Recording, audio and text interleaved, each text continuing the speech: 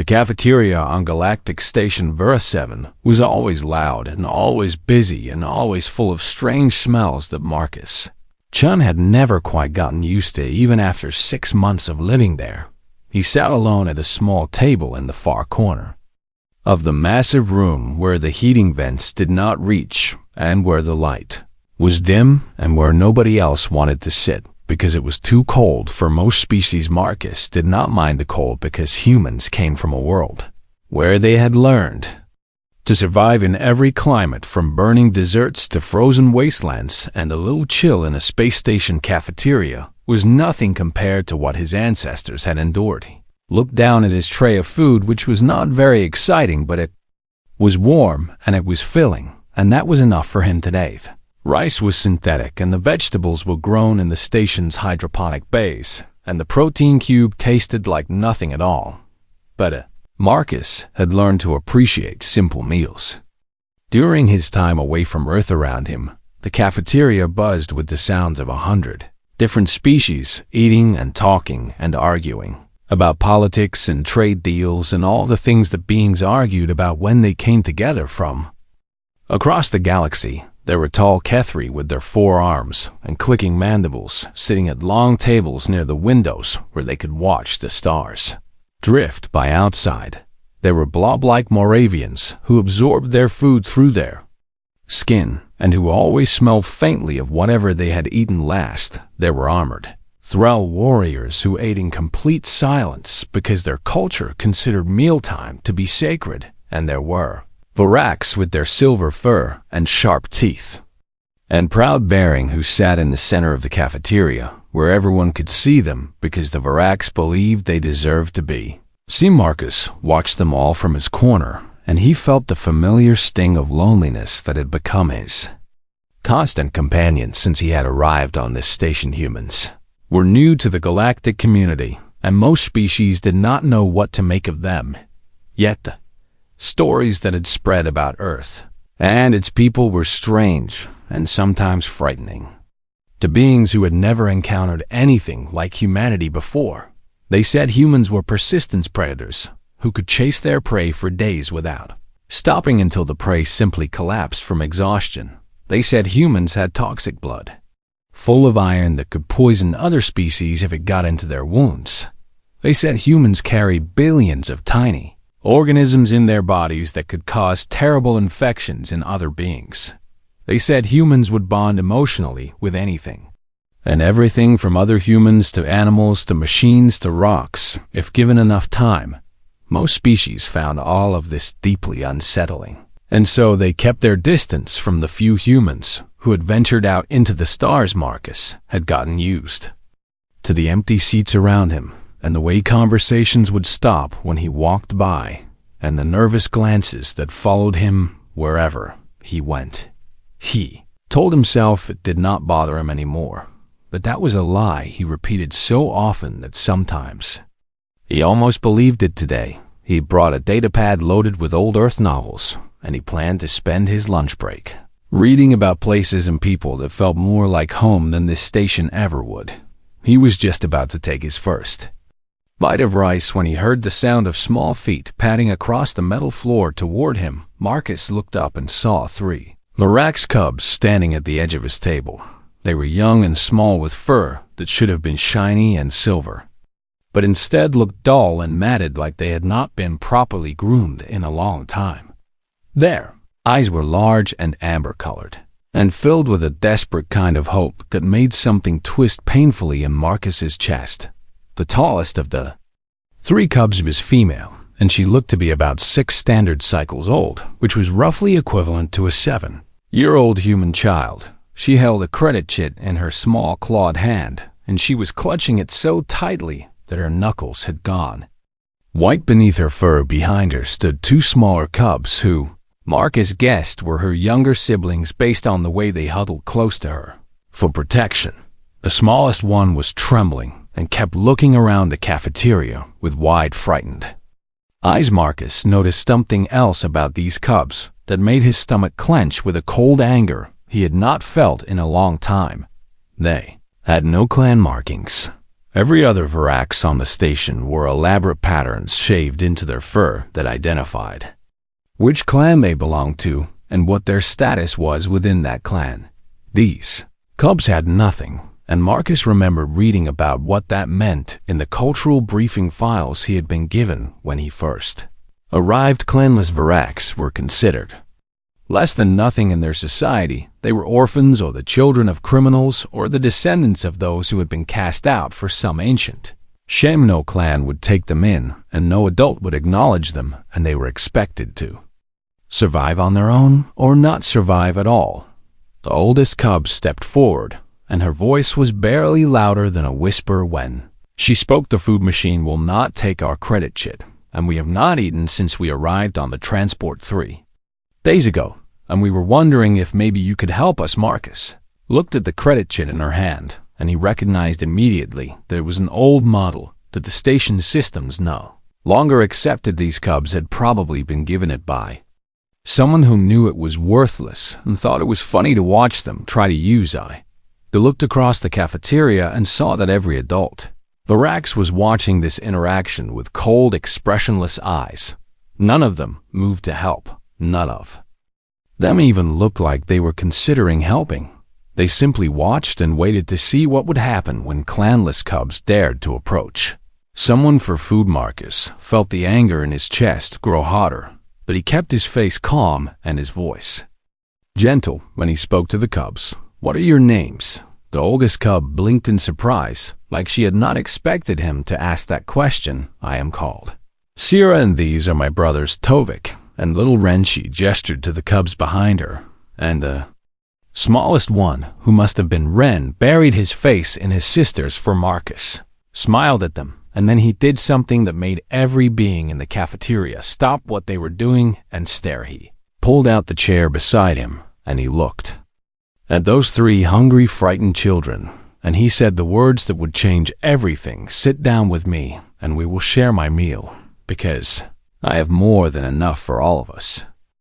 The silence that fell over the cafeteria was not the ordinary kind of quiet that happens when people stop talking. This was something different and something heavy, and something that felt almost alive in the way it pressed down on everyone in the room. It was the silence of 100 beings, collectively realizing that they were witnessing something they had never seen before, and did not know how to process. Marcus did not notice any of it because he was too busy dividing his meal into 4 roughly equal portions and pushing the 3 largest shares toward the cubs. The synthetic rice was still warm, and the vegetables still had some color to them, and the protein cube could be broken into pieces small enough for little hands to hold. Here you go, said Marcus as he arranged the food in front of each cub, and take as much as you need, because I can always get more later. Sierra stood frozen at the edge of the table and stared at the human like he had just done something impossible. Her amber eyes were wide, and her ears were pressed flat against her head, and her whole body was trembling, though Marcus could not tell if it was from fear or shock or something else entirely. Her brothers Tovik and little Ren clung to her legs and watched the human with the same expression of stunned disbelief. You would share food with us? Asked Sierra, and her voice cracked on the last word like she could not quite believe she was saying it out loud. Why would I not? Ask Marcus, and he genuinely did not understand why this was such a strange thing to do. Our clanless said Sierra, and she said it like a confession and like an apology, and like she expected the human to suddenly realize his mistake and take the food away. Marcus shrugged his shoulders in the way humans did when they encountered something that did not make sense to them. I do not have a clan either, he said, and I am the only human on this entire station, and nobody sits with me at lunch, and nobody talks to me in the hallways, and I think that makes us more similar than different. He pushed a spoon towards Sierra and smiled at her in what he hoped was a reassuring way. Now, please sit down and eat before the food gets cold, because cold synthetic rice is not very good at the best of times, and it only gets worse as it cools. Sarah looked at her brothers, and something passed between them that only siblings could Understand? Then slowly and carefully, like she expected the chair to bite her, she sat down at the table beside the Humantovic, followed her, and climbed onto the chair on the other side of Marcus and Little.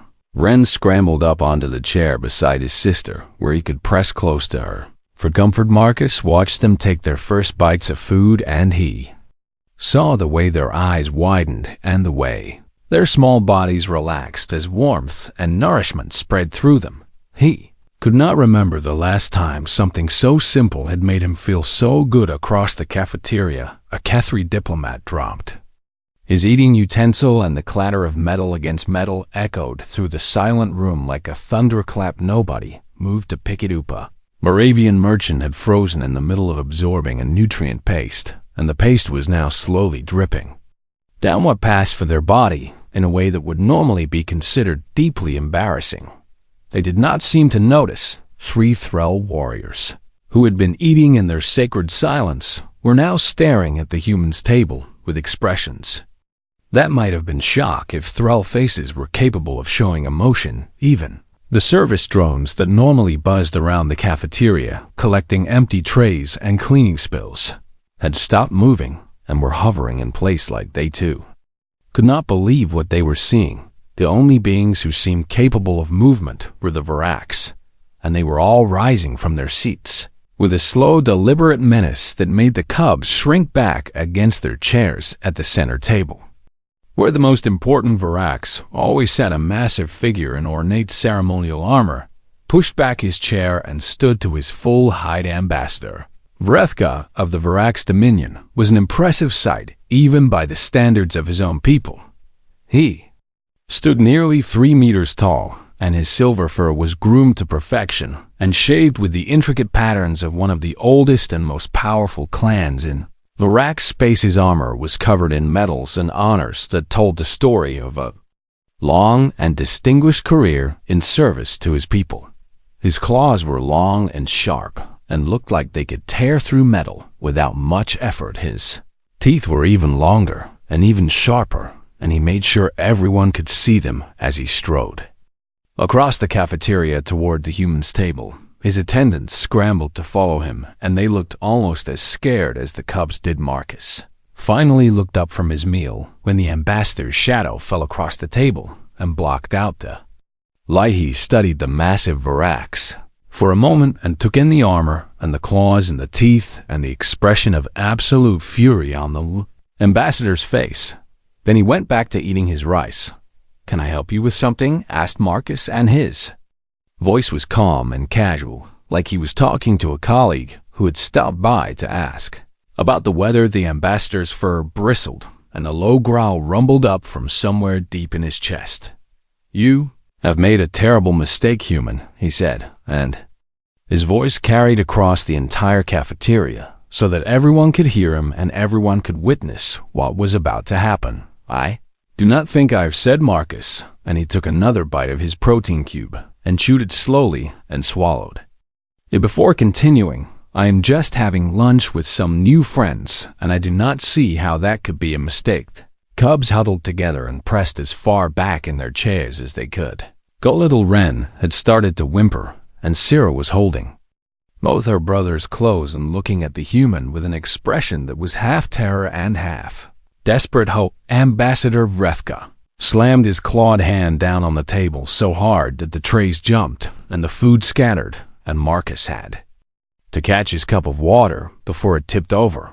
"You sit with clamless vermin," roared the ambassador, "and you share your food with those who have no right to receive it, and you have insulted every Varax on this station, and you will answer for this."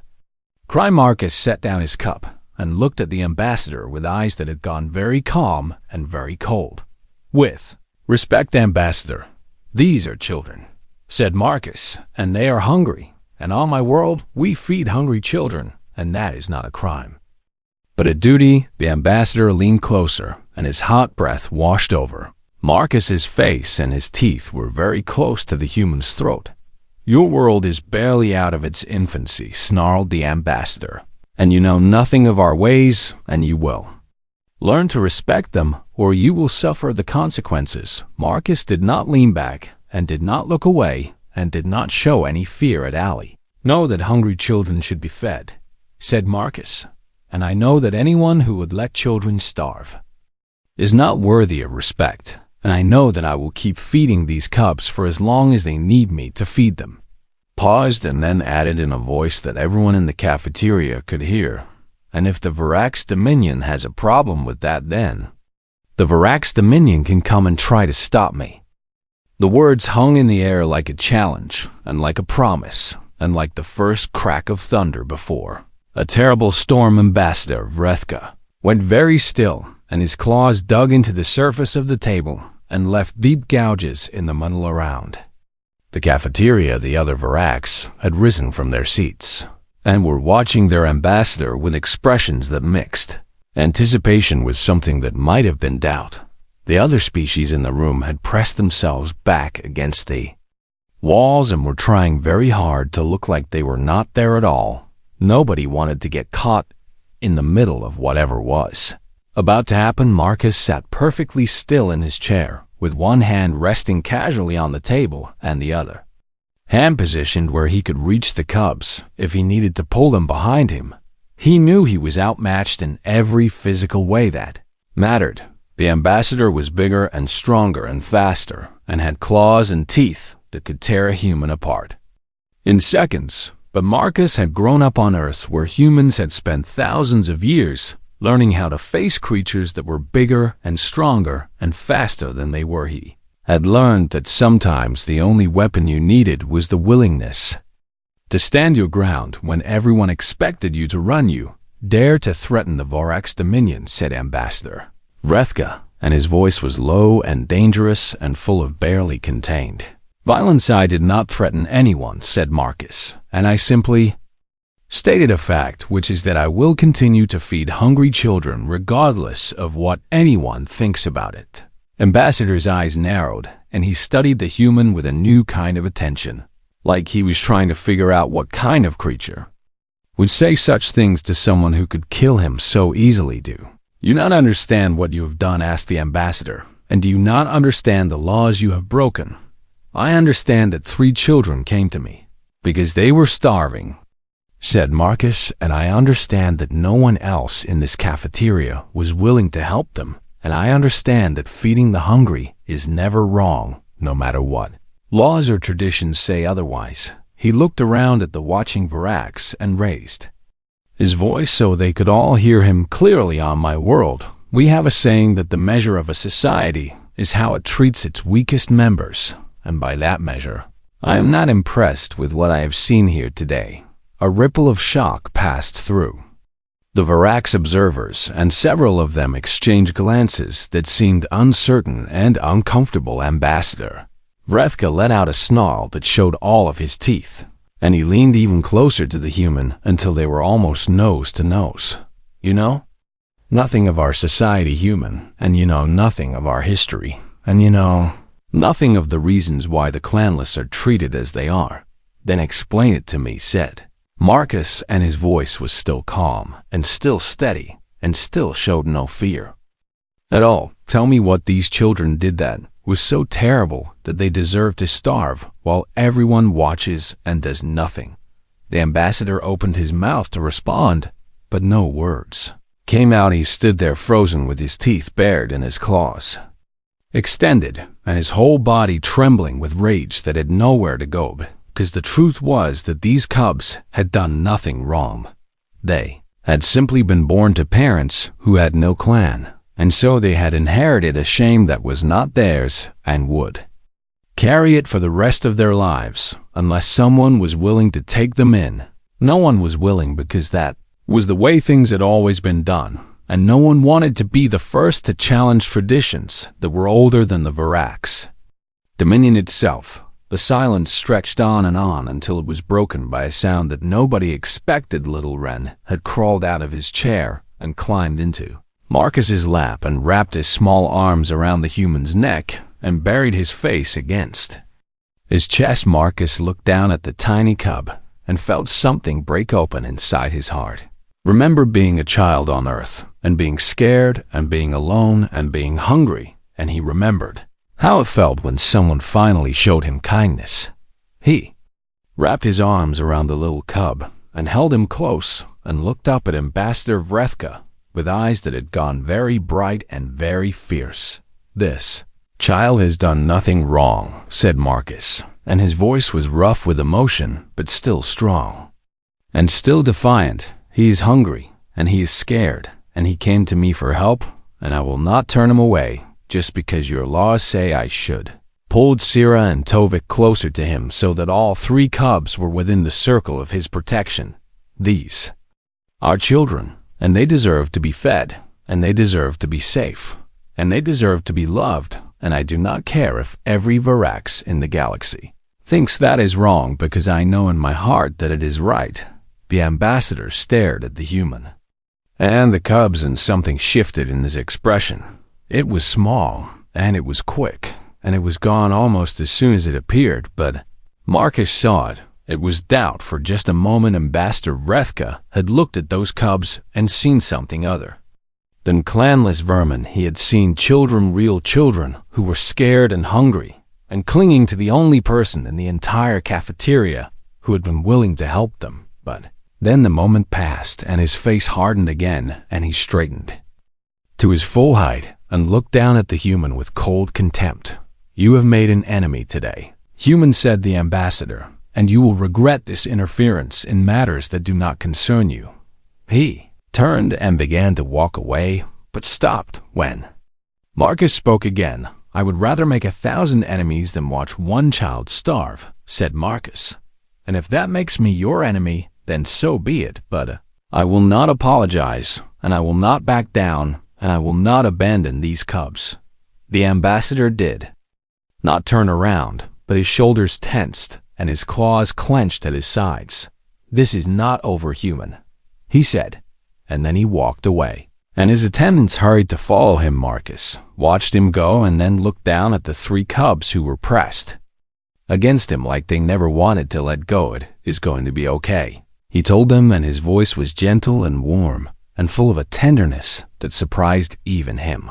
"I'm not going to let anything happen to you, and I promise you will never go hungry." Again Sira looked up at him with tears streaming down her face, and her voice shook when she asked him the question that had been burning inside her since the moment he had offered to share his meal. "Why are you doing this for us when nobody else would, and when it will only bring you trouble and pain?" Marcus smiled at her, and it was the saddest and warmest smile she had ever seen. "Because someone did it for me once," said Marcus, "and because kindness is not something you should have to earn, and because you deserve to know that there are people in this universe who will care about you even when it costs them something." He pulled her close and held all 3 cubs against his chest, and for the first time in a very long time, Marcus Chun did not feel alone, but he also knew that this was just the beginning, and that the real fight was still to come. All the cafeteria remained frozen in that terrible silence even after Ambassador Vrethka had disappeared through the doors, and his attendants had scurried after him. Like frightened animals, nobody moved and nobody spoke, and nobody seemed to know what to do now that the confrontation was over. But the tension remained thick enough to choke on. Marcus sat with the 3 cubs pressed against him, and he could feel their small hearts beating fast with fear and confusion and something else that might have been hope. He stroked Sira's matted fur with gentle fingers and murmured soft words of comfort that he remembered from his own childhood when he had been small and scared and in need of someone to tell him that everything would be all right. Other beings in the cafeteria watched this strange scene and whispered among themselves in languages that their translators could not quite keep up with. What was this human doing, and why was he willing to risk so much for cubs that were not his own? And what kind of creature would stand against an ambassador of the Varax Dominion for the sake of 3 clanless children? These questions passed from table to table and species to species, and nobody had any answers. Then something happened that made everyone stop whispering and start staring. A sound like wind chimes made of crystal filled the air, and a soft glow appeared near the ceiling of the cafeteria and began to drift slowly downward.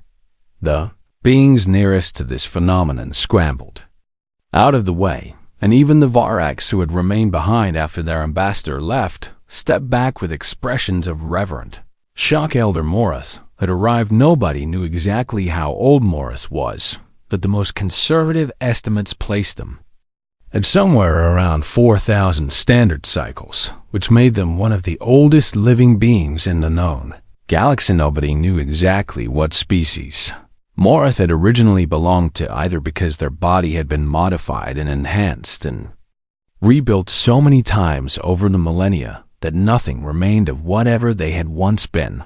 What remained was a crystalline form that seemed to be made of living light, and that floated through the air on a personal anti-gravity platform that was older than most civilizations. Morith held the title of collective historian, which meant they were responsible for recording and preserving the history of every species in the galactic community.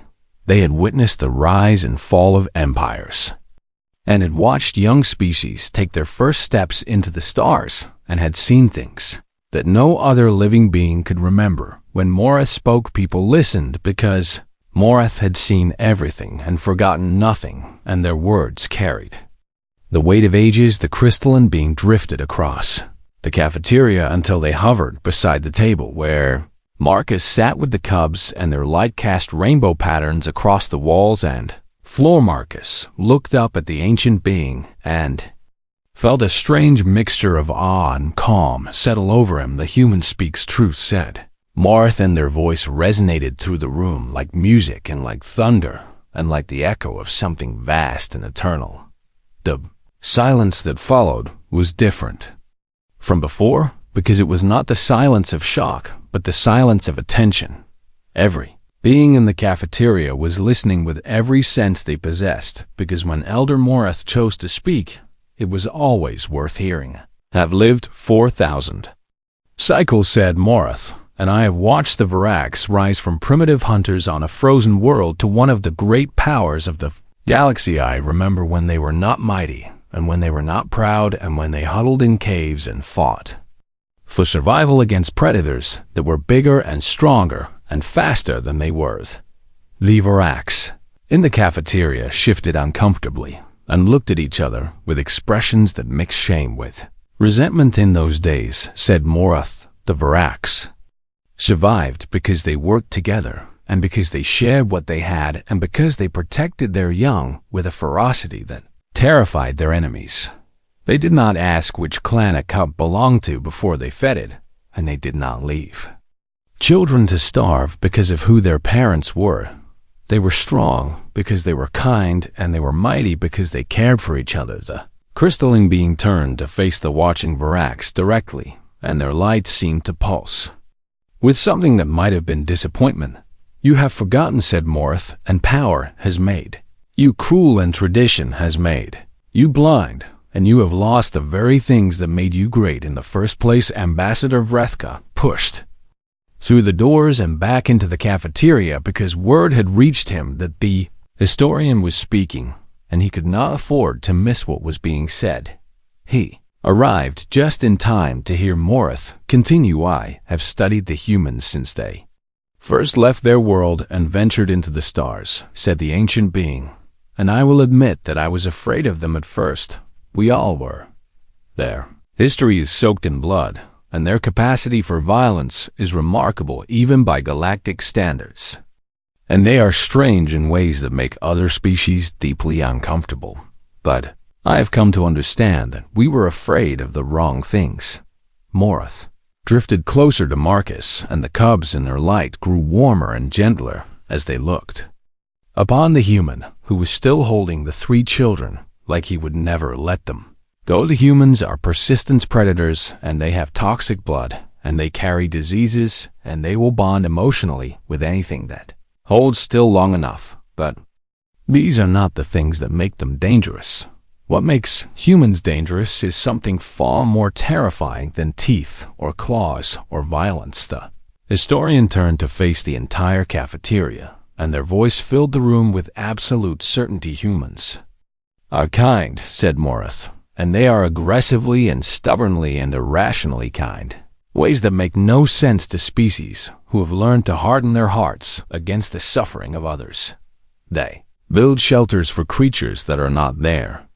Own species, and they adopt children who share none of their blood, and they will rush into burning buildings to save strangers they have never met.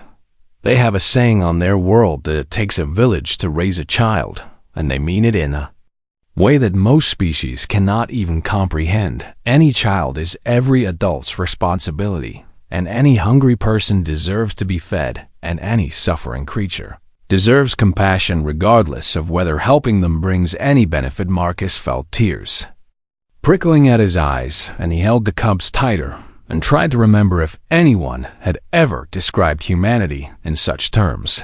Before Morath turned to face Ambassador Vrethka, who had stopped in the middle of the cafeteria and was staring at the human and the cubs with an expression that no one could quite read. You asked this human if he knew what he was doing, said Morath, and you asked him if he understood the laws he was breaking and the traditions he was defying.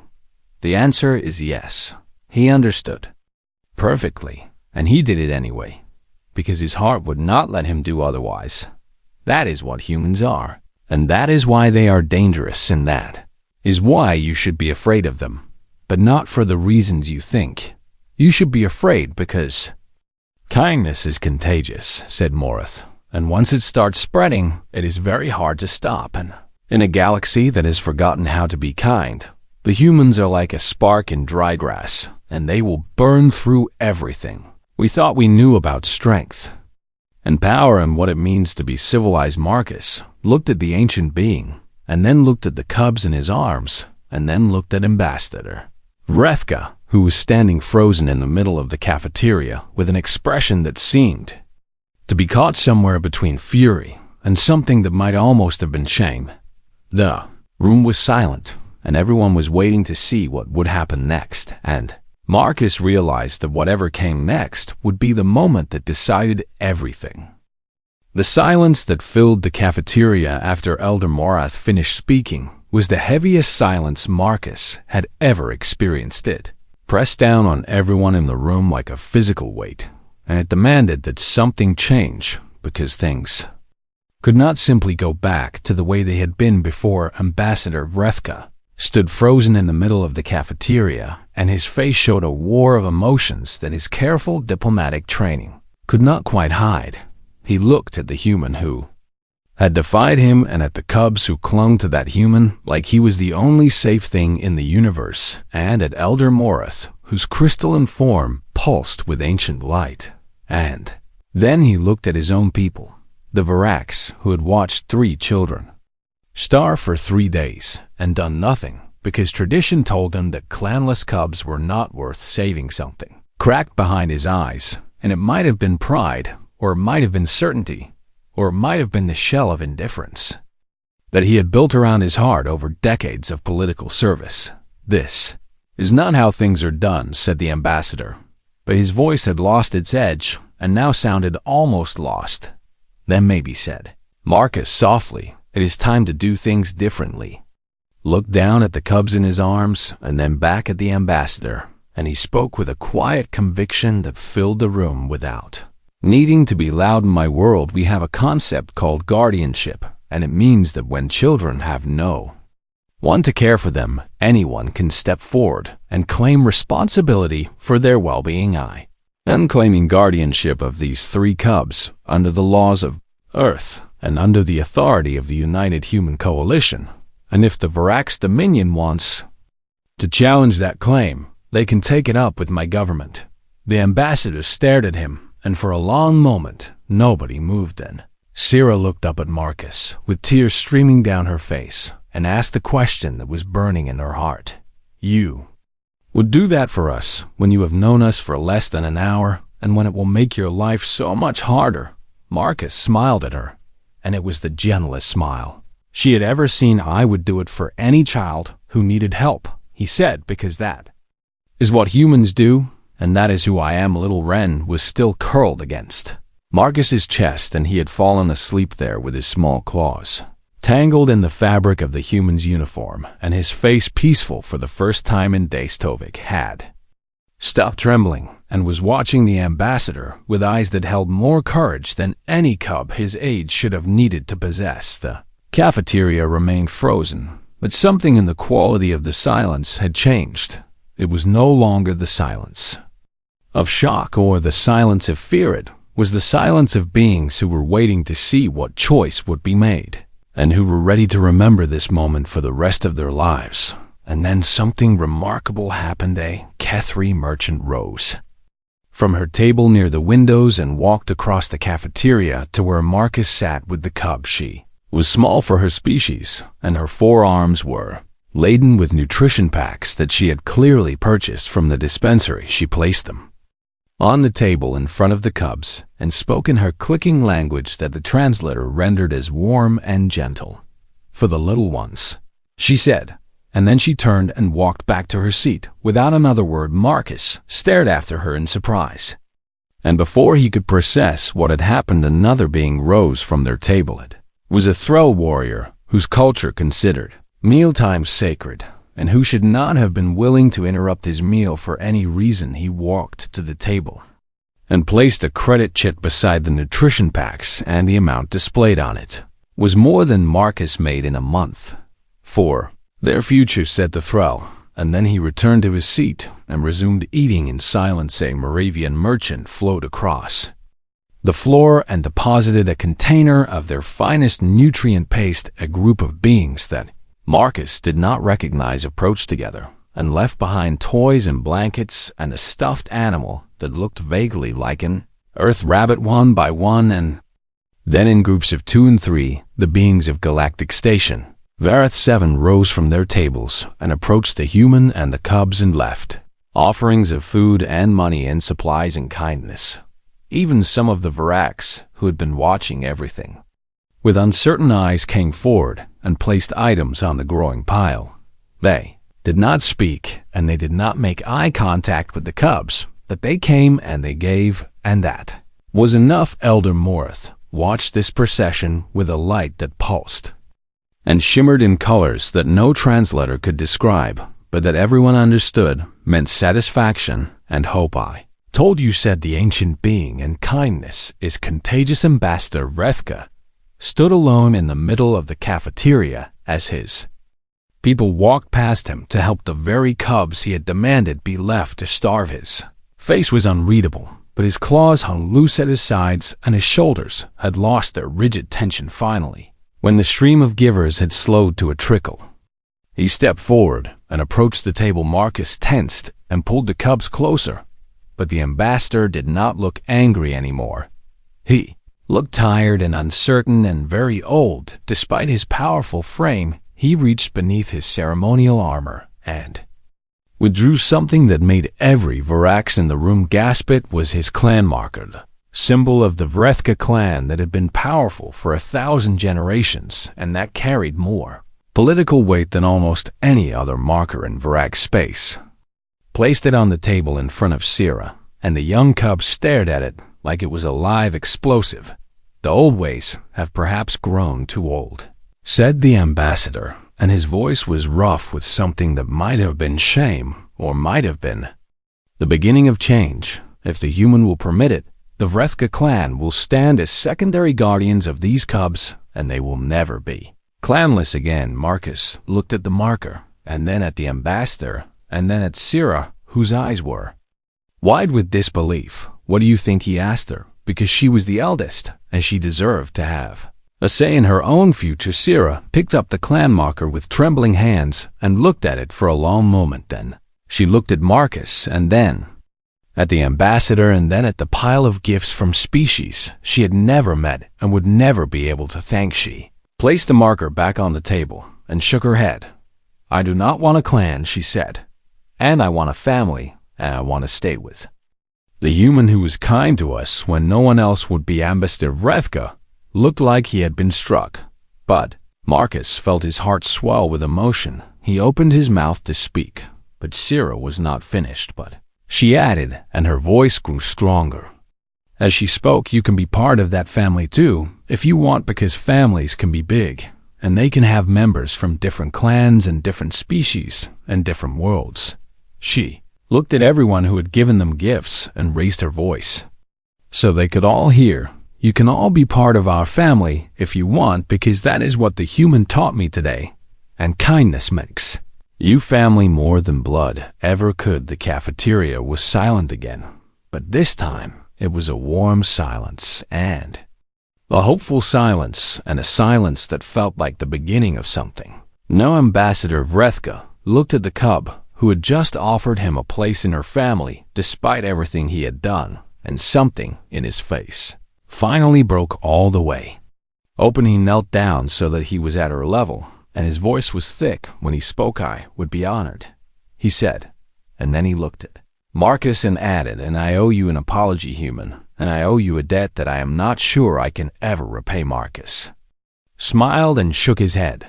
You do not owe me anything, he said, because kindness is not a transaction, and you do not have to pay it back. You just have to pass it on. Elder Morath drifted higher into the air, and their light filled the entire cafeteria with warmth. Remember this day, they said to everyone present, because this is the day that a human taught the galaxy what it had forgotten. This is the day that kindness won, and it all started with a meal that was shared, because a human could not bear to watch children go hungry. The cubs snuggled closer to Marcus, and he held them tight and looked around at the cafeteria full of beings who had come together to help strangers. Because one person had been willing to go first, he thought about his Stavada's lonely table in the corner, and about all the meals he had eaten alone, and about how empty his life had felt before today. And he realized that he would never be alone again, because kindness was contagious, just like Elder Morath had said, and once you started spreading it, you created connections that could never be broken. He had come to this station as an outcast and a stranger, and he would leave it with a family that spanned the galaxy, all because he had been willing to share his lunch with 3 hungry cubs, and that was the most human thing of all.